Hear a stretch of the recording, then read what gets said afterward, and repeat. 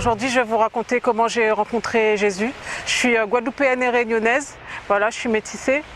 Et un jour, j'ai fait une rencontre merveilleuse avec un Dieu merveilleux qui m'a sauvée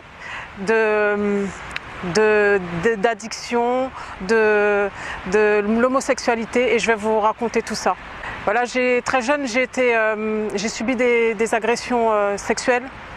Et j'ai grandi comme ça, j'ai grandi au milieu de violences conjugales. J'ai vu voilà, ma tante, ma mère prendre des coups. Et j'ai grandi comme ça en pensant que c'était normal et en pensant que eh bien, ça n'aurait aucune incidence sur ma vie. Mais bien sûr, je me trompais. Très vite, je pense à cause de ça, j'ai voulu me cacher derrière des vêtements larges, des vêtements de garçon.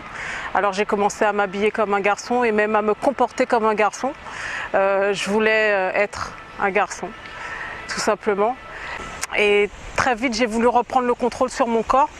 Donc à l'âge où les jeunes filles ont commencé à se poser des questions sur leur sexualité, savoir alors est-ce que toi tu as couché avec un garçon ou pas, eh bien, il m'est revenu en tête que même si je disais le contraire, je n'étais plus vierge et que ma virginité m'avait été prise contre mon gré. Alors j'ai voulu reprendre le contrôle sur ma sexualité et j'ai couché avec un inconnu, comme ça, sur une plage.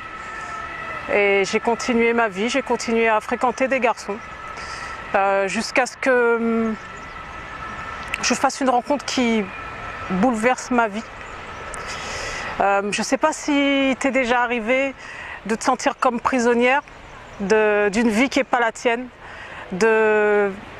d'accumuler des choix, des mauvais choix, toujours les mêmes, de savoir que ces choix te rendent malheureuse, mais de ne pas réussir à faire autrement que reprendre toujours les mêmes décisions.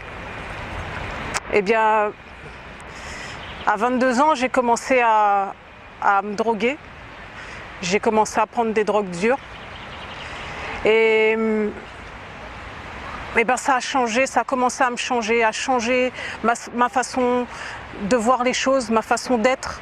J'ai commencé à être attirée par les femmes, j'ai commencé à agir n'importe comment au travail, à agir n'importe comment avec ma famille, avec mes amis, et j'ai perdu le contrôle. Alors que je suis quelqu'un qui aime avoir le contrôle, qui aime garder le contrôle, j'ai toujours été comme ça, et bien là je perdais le contrôle. Alors j'ai voulu reprendre ce contrôle et je me suis dit que m'éloigner de mes mauvaises fréquentations était peut-être la solution. Alors du coup j'ai quitté la Guadeloupe où j'habitais pour venir vivre à Paris. Mais quand je suis arrivée à Paris, c'était pire. C'est comme si j'étais devenue... Je sais pas, c'est comme si j'étais attirée ou que moi j'étais devenue un aimant aux personnes qui prenaient de la drogue. En fait, à chaque fois que je rencontrais quelqu'un, cette personne me proposait de la drogue. Et à tel point que le premier petit copain que j'ai eu en arrivant, eh bien, était un dealer qui voulait à tout prix que je voyage en transportant de la drogue pour qu'on se fasse de l'argent. Dieu merci, j'ai toujours refusé.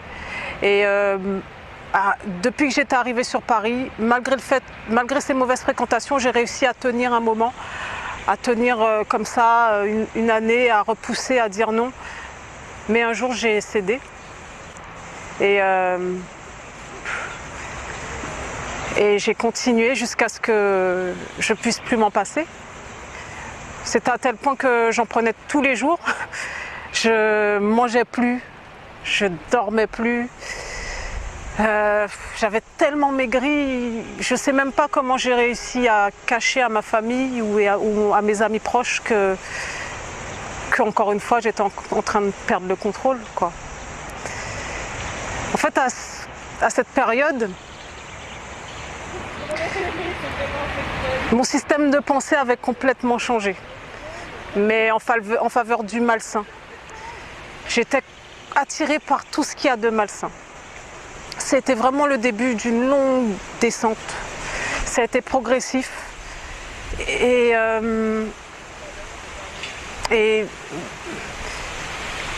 je vivais la nuit. Je travaillais en boîte de nuit. Ensuite, j'allais en after jusqu'à 13 h. Je dormais un petit peu. Ce qui fait que je ne voyais plus ma famille, je ne voyais plus mes anciens amis. Et en fait, j'étais entourée uniquement de personnes qui avaient la même vie que moi. J'ai connu l'argent facile en travaillant dans des boîtes de nuit parisiennes, sur les Champs-Élysées, où les gens ont le pourboire facile. J'ai connu l'alcool tous les jours. Et voilà, et j'étais dans cet environnement où tout ça, c'était normal. Se droguer, boire de l'alcool, aller en after, c'était normal. Je fréquentais que des personnes comme ça. Alors les gens bizarres, c'était les gens de la journée. C'est eux qu'on appelait les gens bizarres. Et j'ai continué comme ça. Je suis passée de la jeune fille qui aimait pas les boîtes de nuit. Je me sentais pas à l'aise en boîte de nuit. J'étais réservée, j'étais un peu... Voilà, j'aimais les balades dans la nature. J'étais plutôt famille, plutôt qu'amie. Et là, tout d'un coup, est apparue la Nathalie, organisatrice de soirée. Je suis devenue une meuf de la nuit, une meuf de la night.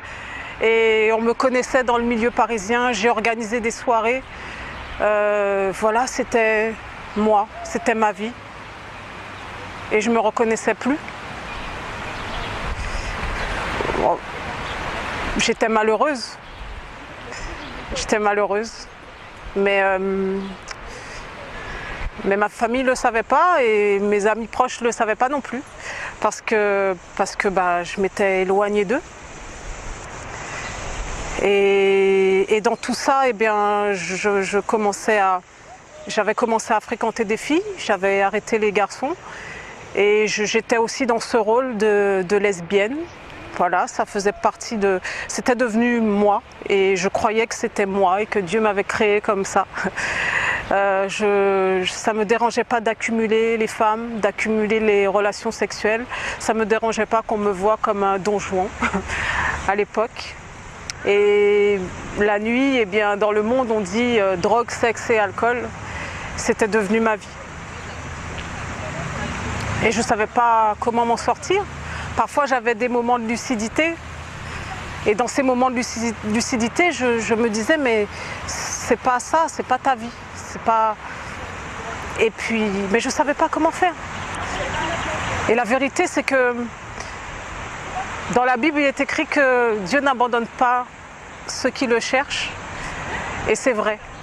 Parce que dans ces moments de lucidité, où j'ai pu peut-être faire des courtes prières et l'appeler à l'aide, il m'a toujours répondu. Il y a un verset qui m'a beaucoup aidée. Je l'ai tatoué là parce que je ne connaissais pas encore Jésus. Mais c'est un verset qui m'a beaucoup aidée. C'est le psaume 37, 4. Tout le monde connaît le début. Fais de l'Éternel tes délices et il te donnera ce que ton cœur désire.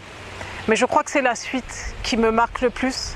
Parce que ça dit, recommande ton sort à l'Éternel.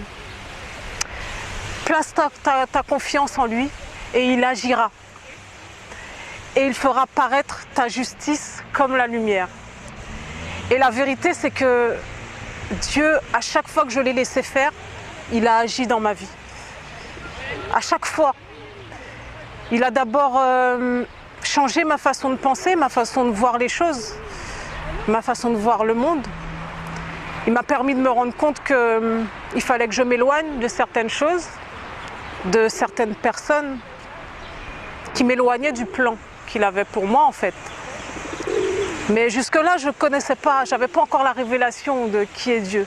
Mais je sais que je priais et que je lui disais, Seigneur, je ne sais pas moi, je ne crois pas en la religion catholique, je ne sais pas si la religion musulmane c'est la bonne, je ne sais pas si la religion, si être bouddhiste c'est ce qu'il faut, je ne sais pas s'il faut croire en la pensée positive, je ne sais pas, j'ai essayé tout ça, mais je sais qu'il y a un Dieu, je crois en toi, je sais que tu m'as déjà répondu.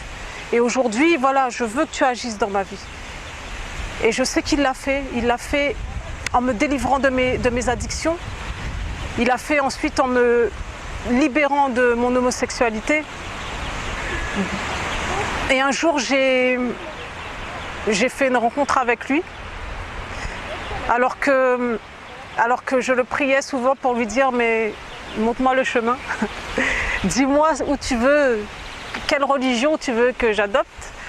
Eh bien, il a changé ma cousine. Il a changé ma cousine qui a un fort témoignage aussi. Et je l'ai vue changer. Je la considère comme ma sœur. Je l'ai vue vraiment changer et c'est vraiment cette lumière qu'elle dégageait tout d'un coup qui m'a frappée. Et je crois que ça a été ça ma rencontre avec Jésus, parce que ce qu'elle dégageait, c'est ce que je cherchais. C'est ce que je cherchais par la pensée positive, par toutes sortes de choses et que je n'ai jamais eues, et c'est ce que je cherchais. Elle dégageait une telle lumière que, alors qu'avant je me disais elle est dans une secte, c'est du n'importe quoi ce qu'elle raconte, et bien tout d'un coup je me suis dit ce qu'elle vit, je veux le vivre.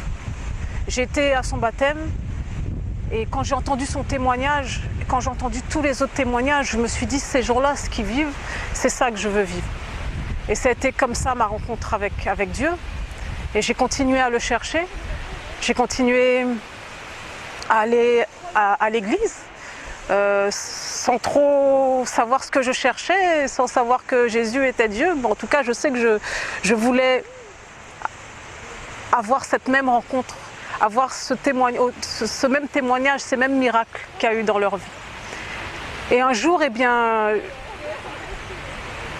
c'est comme si Dieu me disait c'est le moment. C'est comme s'il me disait, ça y est, je t'ai attendu, je t'ai assez attendu, et maintenant c'est le moment. Et je me suis levée et je l'ai accepté dans ma vie. J'ai fait la prière de repentance et j'ai dit, oui Seigneur Jésus, je t'accepte aujourd'hui dans ma vie, comme Seigneur, comme Sauveur. Et j'ai reconnu mes péchés, je lui ai demandé pardon pour mes péchés. Et ce jour-là, alors que je me disais, tous ces gens qui tombent là, moi je tombe pas, c'est de la comédie. Il m'a rempli d'une paix, mais vraiment d'une joie incroyable. Quand j'ai fini de répéter les mots du pasteur, eh bien je me suis dit, oh ça va, ça m'a rien fait. Et tout d'un coup, je ne pouvais plus rester debout, j'ai dû m'asseoir et j'ai commencé à rigoler, mais c'était nouveau pour moi. J'ai commencé à rigoler et dans ma tête je me disais mais arrête, on te regarde. Mais j'avais tellement d'amour et tellement de joie et tellement de paix en moi que je ne pouvais pas m'arrêter. Et depuis ça, eh bien, ça a été une succession de victoires dans ma vie. Dieu m'a donné la victoire sur des maladies. Il m'a donné la victoire sur la colère que j'avais en moi, la victoire sur des rancœurs que j'avais, sur des peines que j'avais. Il m'a donné la victoire sur l'addiction à l'alcool que j'avais, parce qu'au final, j'avais fini par être alcoolique et je ne m'en rendais pas compte, mais je buvais tous les jours. La victoire sur la cigarette. Et aujourd'hui, ma vie est une victoire. Je ne sais pas quoi dire d'autre. J'aime beaucoup ce verset, je crois que c'est mon verset préféré, de Romains 8, 38, qui dit j'ai l'assurance que ni la mort, ni la vie, ni les anges, ni les dominations, ni le présent, ni l'avenir, ni les puissances, ni les profondeurs, ni les hauteurs, ni aucune autre créature ne pourra nous séparer de l'amour de Dieu manifesté en Jésus-Christ notre Seigneur. Par rapport à l'homosexualité, alors en fait, quand j'ai connu le Seigneur, quand j'ai commencé à aller à l'église, on m'a vite montré des passages de la Bible me disant, voilà, bon, en bref, Dieu ne veut pas de ça. Mais je n'avais pas cette conviction en moi. Moi, je me disais, il m'a fait ressentir son amour, il m'a fait ressentir sa paix, sa joie, il m'aime comme je suis, donc je ne vais pas changer. Et je me disais même, de toute façon, c'est lui qui m'a faite comme ça. Mais ce que je ne savais pas, c'est qu'en acceptant Jésus dans ma vie, je recevais le Saint-Esprit. Et que le Saint-Esprit, s'il avait commencé à me changer progressivement sur certaines choses, il continuerait son travail tant que je le laisserais faire. Et ce qui s'est passé, c'est que c'est pas un homme ou la lecture de la Bible qui m'a convaincue, c'est vraiment le Saint-Esprit en moi qui à un moment m'a dit c'est pas le plan que j'ai pour toi. j'ai des plans pour toi, mais ça en fait pas partie. Et du coup, j'ai essayé de moi-même d'arrêter. Bien sûr, j'ai pas réussi. J'ai pas réussi parce qu'en plus, voilà, je pense qu'à ce moment-là, Dieu voulait changer encore certaines choses. J'organisais des soirées lesbiennes de striptease pour femmes. Donc je pense que Dieu, il y va par étapes. Il voulait déjà peut-être arrêter ça avant de... Donc voilà, j'ai essayé par moi-même avec cette conscience et des fois j'en parlais autour de moi et je disais à mes amis homosexuels, mais dis-moi, est-ce que tu crois que c'est vraiment le plan de Dieu? Qu'est-ce que tu penses? Etc. J'essaie d'en parler. Donc voilà, ça trottait comme ça en moi. Et j'ai même essayé une délivrance. On m'a proposé de prier pour moi et ça n'a pas marché non plus. Il a vraiment fallu en fait qu'un jour je saisisse par la foi, que je dise voilà Seigneur, je sais que c'est la vérité. Aujourd'hui, je sais que ta parole, ce que tu dis, c'est vrai, mais seul je ne peux pas. Il faut que toi tu viennes me changer, il faut que toi tu m'aides. Je veux sortir de ça, j'ai compris que ça ne te plaisait pas, j'ai compris que ce n'était pas le plan que tu avais pour moi, mais aide-moi. Et c'est comme ça en fait que depuis cette prière, je sortais avec une jeune fille à l'époque. Et en tout cas, je fréquentais même plusieurs jeunes filles d'ailleurs. Et en rentrant, la jeune fille qui était à la maison, je lui ai dit écoute, moi Jésus m'a changé en fait, tu peux rester si tu veux, on va apprendre à connaître Jésus ensemble, mais il ne se passera rien. Et je pense qu'elle est restée en se disant peut-être que c'est des bêtises et que ça va durer qu'un temps, mais non. Il m'a entièrement et miraculeusement libérée de toute attirance envers les filles. Voilà.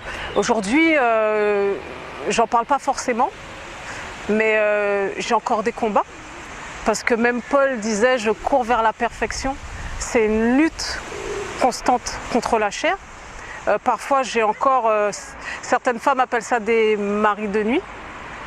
Voilà, il m'est arrivé d'avoir des femmes de nuit et de devoir me réveiller, prendre position et dire non, je chasse ça au nom de Jésus. Prendre position. Et je pense que voilà, si je le dis aujourd'hui, alors que je ne l'avais jamais dit, c'est qu'il y a une raison. Peut-être qu'il y a quelqu'un là qui va me regarder et qui passe par la même chose. Je sais qu'il y a beaucoup de chrétiens qui se battent contre ça. Et la vérité, c'est que moi, la seule solution que je peux donner, c'est de se rapprocher de Dieu. Parce que plus on se rapproche de Dieu, plus on cherche Dieu et plus le diable s'éloigne. C'est un combat, mais on ne peut pas le faire seul. Il n'y a que Dieu qui peut nous aider. Et moi, ma solution, ça a été la louange, la prière, adorer Dieu, lire la parole. Quand je ne savais pas prier, le Saint-Esprit, après mon baptême, il m'a dit « je veux que tu me loues ». Et pendant 2 semaines, je louais Dieu pendant 2 semaines non-stop. Et j'ai eu une délivrance comme ça. J'ai senti que j'ai eu une délivrance comme ça grâce à la louange. Donc voilà, la solution que je peux donner par rapport à ceux qui se battent contre ça, c'est de continuer à chercher Dieu et de ne pas se battre seul. Très vite, j'ai eu envie d'évangéliser. En fait, j'ai témoigné le jour de mon baptême et j'ai eu des retours après de personnes qui ont été touchées, des personnes qui ont voulu se baptiser après. Et j'ai moi-même été touchée après des témoignages. Alors très vite, j'ai eu envie de parler de Jésus autour de moi, de témoigner de ce qu'il a fait dans ma vie et même de ce qu'il a fait dans la vie d'autres personnes, de ma cousine, etc. Et j'ai commencé à voir des signes qu'il fallait que je témoigne dans le métro. Voilà, Dieu s'est même servi de païens pour mettre cette idée dans ma tête. À l'époque, je ne connaissais pas encore le pasteur Semayas et je suis tombée sur une vidéo de Cospiel. Et en tombant sur la vidéo de Cospiel, j'ai pu voir que le pasteur Semayas faisait des cultes et j'ai eu l'adresse. Donc je me suis dit voilà, il faut que j'y aille. J'ai vu H24 pour Jésus, je me suis dit voilà, il faut que j'aille regarder. Je ne pensais pas que j'allais le faire, mais je me suis dit il faut que j'aille regarder. Et c'est vrai que très vite, Dieu a mis cette assurance dans mon cœur que non, tu ne vas pas seulement regarder, tu vas aller prêcher dans les métros. Je m'en sentais pas capable, hein, mais j'ai dit ok, j'y vais et au moins je vais regarder. Et la façon dont je suis arrivée dans cette église, c'était vraiment conduit par Dieu parce que je ne trouvais pas l'adresse, j'avais pas la bonne adresse, j'allais partir. Un jeune homme est sorti de nulle part et il m'a dit j'ai le numéro du pasteur Semayas. Enfin, il m'a dit je vais à telle adresse, tu sais pas où c'est? J'ai dit bah, j'y vais aussi, c'est l'église du pasteur Semayas. Et il me dit oui, il me dit bah, j'ai son numéro, viens on l'appelle. Et voilà, donc là c'était vraiment conduit. Et depuis ça, eh bien, j'ai commencé à évangéliser avec lui. Donc c'est un peu une école d'évangélisation parce qu'on apprend à évangéliser là-bas. Et j'ai très vite appris, j'étais au contact de frères et de sœurs merveilleux et le pasteur Semayas m'a aussi beaucoup encouragée. Donc ce qui fait qu'après, j'ai été encouragée à ouvrir mon propre ministère, encouragée aussi par le pasteur Semayas. Et donc voilà, et donc on va évangéliser dans les métros, dans les rues. On organise des maraudes aussi pour aider les démunis, leur amener à manger, des vêtements, puis surtout l'amour de Jésus, parce que je crois que quand Dieu disait qu'il faut aimer son prochain, c'est aussi à travers des œuvres, à travers des actions. Et voilà, et aujourd'hui, mon désir c'est d'influencer des personnes, de motiver des jeunes, de motiver des chrétiens et de leur dire, quand Dieu a dit allez, faites de toutes les nations des disciples, c'est parce que c'est un commandement, on doit le faire. On doit le faire parce que Jésus revient bientôt et il y a des vies à sauver, il y a des âmes à sauver, et il faut vraiment qu'on soit conscient de ça. J'ai vraiment la grâce, je dis que c'est une grâce, j'ai la grâce que Dieu ait permis que je sois consciente de ça, et je prie vraiment que le diable vienne ôter le voile qu'il y a sur les yeux de certains chrétiens, et cette peur qu'ils ont d'aller évangéliser, d'aller parler de Jésus. Aujourd'hui c'est ça le fardeau que j'ai dans le cœur, c'est vraiment de pouvoir motiver les personnes et continuer à voyager un peu. Aujourd'hui, je parcours un petit peu les villes de France pour évangéliser, et avec l'aide de Dieu, et si c'est ce qu'il veut, si c'est sa volonté, je suis prête à parcourir le monde et même à risquer ma vie pour lui, parce qu'il a sauvé ma vie, quoi. Il a sauvé ma vie, donc je lui dois tout. Ma vie lui appartient, mon cœur lui appartient, mon âme lui appartient. Vous pouvez me contacter sur mon Instagram, donc c'est Tali Lève-toi et brille. Sur ma page Facebook, c'est Tali CZL. Ou sinon, vous pouvez venir sur ma chaîne YouTube. Je vous conseille de venir sur ma chaîne YouTube qui s'appelle Lève-toi et brille. Seigneur, je te remercie de me donner l'opportunité de prier pour mes frères et sœurs qui me regardent aujourd'hui. Et Seigneur, je crois que tu as un message aujourd'hui pour quelqu'un qui nous regarde. Et tu veux lui dire que tu l'aimes et que tu ne l'as pas oublié.